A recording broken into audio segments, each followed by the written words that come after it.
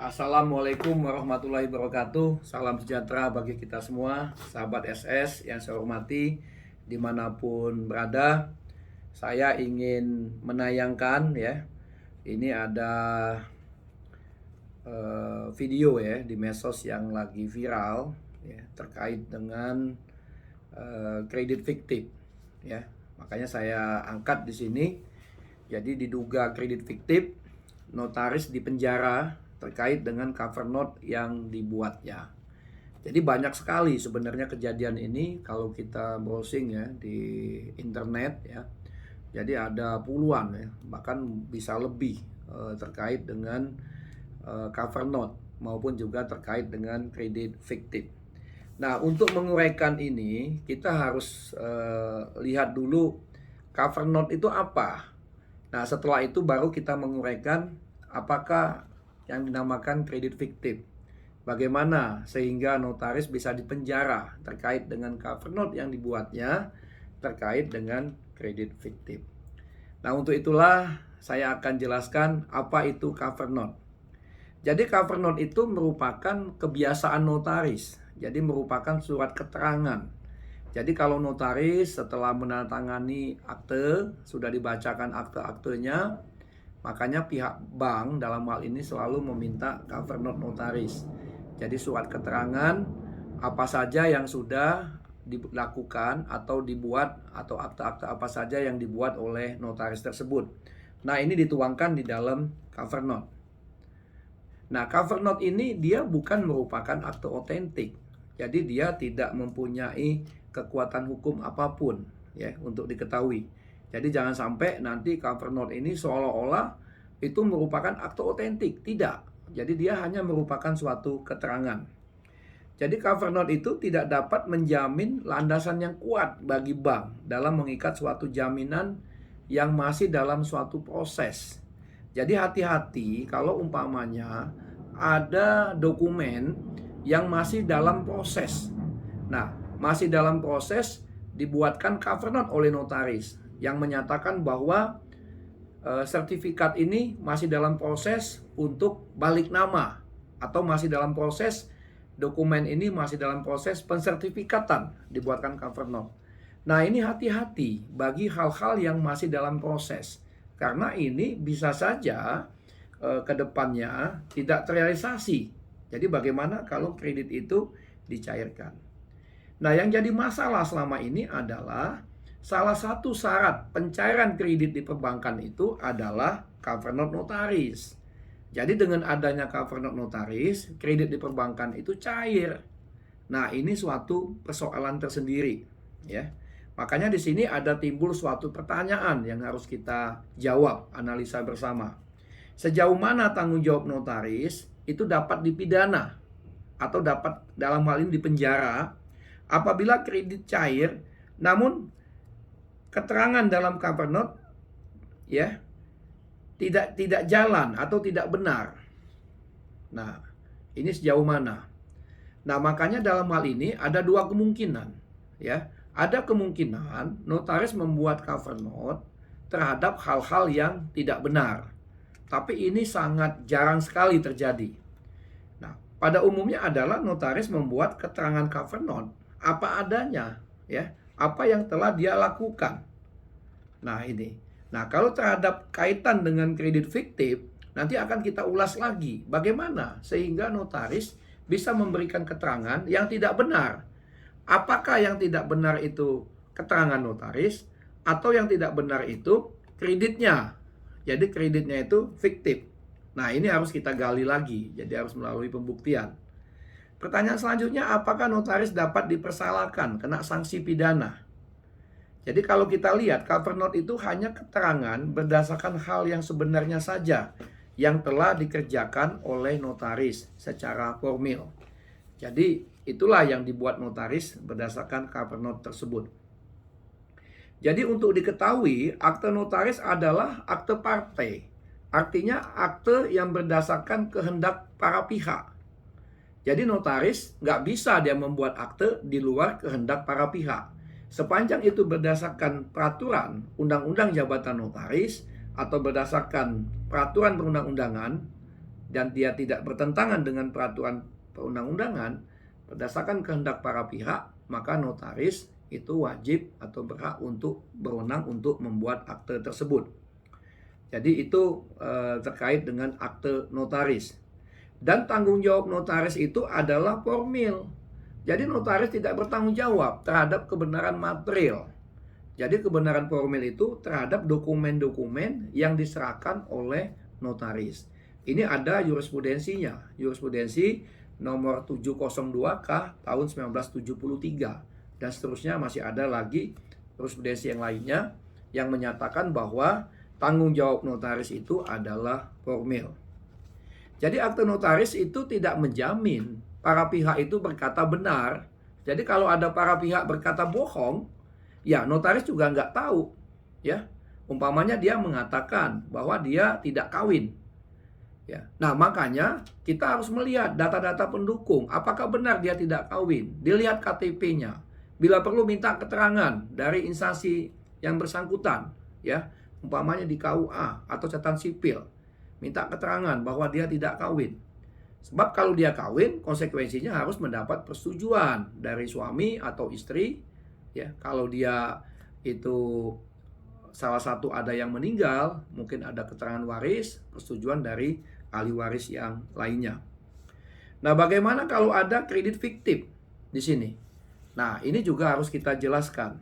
Apakah notaris bertanggung jawab terhadap hal tersebut? Nah, sekarang kita lihat apa yang dinamakan kredit fiktif. Jadi kredit fiktif itu adalah penyaluran kredit yang diberikan oleh pihak perbankan terhadap nasabah, tetapi dengan menggunakan data-data fiktif. Artinya pihak bank membuat data-data kredit yang disalurkan tidak dalam keadaan sebenarnya terhadap seorang nasabah. Jadi itu merupakan fiktif. Ya. Nah, jadi kalau data fiktif itu tentunya ada unsur kesengajaan dari pihak perbankan. Nggak mungkin ada seorang calon nasabah atau calon debitur mengajukan kredit menggunakan data-data fiktif. Kan pihak perbank harus melakukan penilaian. Ada prinsip-prinsip di dalam penilaian itu, yaitu prinsip kehati-hatian. Nanti akan saya uraikan di dalam uraian selanjutnya. Ya. Jadi menggunakan prinsip-prinsip kehatian. Yang selanjutnya, bagaimana tindak pidana dapat dikategorikan tindak pidana perbankan. Nah, jadi ini harus kita jelaskan dulu, ya. Setiap perbuatan yang melanggar ketentuan yang diatur di dalam undang-undang perbankan maupun ketentuan di dalam pidana, baik itu terkait dengan pidana umum maupun juga pidana khusus, ya. Ini yang terkait dengan tindak pidana di bidang perbankan. Nah, ini yang dinamakan dengan tindak pidana perbankan. Apakah notaris dapat dipidana dan dipersalahkan terhadap kredit fiktif tersebut? Untuk dapat mempidana notaris hanya dapat dilakukan jika memenuhi 3 syarat. Ya, ini kebetulan disertasi saya ya terkait dengan judul pembidanaan terhadap notaris dalam rangka perlindungan hukum. Jadi untuk mempidana notaris itu minimal ada 3 syarat. Ya. 1. Notaris melanggar prosedur pembuatan akte otentik. Jadi melanggar ketentuan dalam UJN. Umpamanya para pihak tidak hadir atau tidak berhadapan, tidak menghadap di notaris, atau para pihak surat atau syarat keterangannya, dokumennya kurang dan lain-lain. Ya. Yang kedua, notaris melanggar ketentuan hukum pidana. Nah, jadi unsur-unsur pidananya masuk. Nah, yang ketiga adanya unsur mens rea, ada niat jahat dari seorang notaris tersebut. Dan ini baru bisa dipidana, 1, 2, 3 ini harus memenuhi secara kumulatif, bukan satu persatu. Jadi harus kumulatif. Nah, di situ baru adanya tindak pidana terhadap notaris. Contoh umpamanya di dalam membuat cover note tersebut. Apakah di dalam membuat cover note tersebut notaris, apa yang dituangkan di dalam cover note betul-betul itu sudah dijalankan oleh atau sudah dibuat oleh notaris berdasarkan undang-undang jabatan notaris. Artinya para pihak semua menghadap, objeknya ada, jelas, ya, jaminannya jelas. Nah, surat tugas atau permintaan dari perbankan, umpamanya perjanjian kreditnya juga jelas. Nah, kalau ini sudah dilakukan oleh notaris, ya, berdasarkan Undang-Undang Jabatan Notaris, ini merupakan poin tersendiri. Yang kedua, apakah di dalam membuat akte tersebut, contohnya membuat cover note, itu ada unsur-unsur pidana di sana. Ada unsur-unsur umpamanya notaris umpamanya sudah tahu bahwa sertifikat atau jaminan itu tidak ada, tapi seolah-olah dianggap ada. Nah, ada nggak ini?